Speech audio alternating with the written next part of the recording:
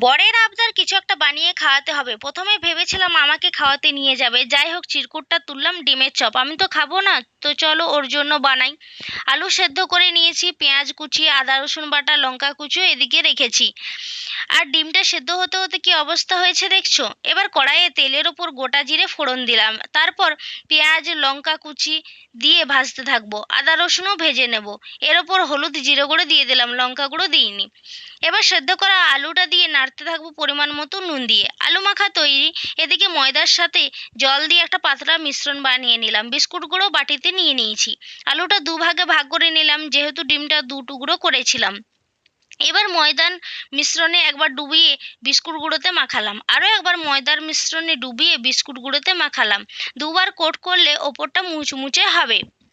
এবার কড়াইয়ে তেল গরম হয়ে এলে ডিমের চপগুলো তেলে দিয়ে ভেজে নিতে হবে লাল লাল করে, কম আঁচে। এবার ভাজা হয়ে গেছে। ভাজা হওয়ার পর ডেকোরেট করে বরকে দিলাম, বর তো খেয়ে বললো দারুণ হয়েছে। তোমরাও ঘরোয়া পদ্ধতিতে এইভাবে বানিয়ে খাওয়াতে পারো তোমাদের বরকে।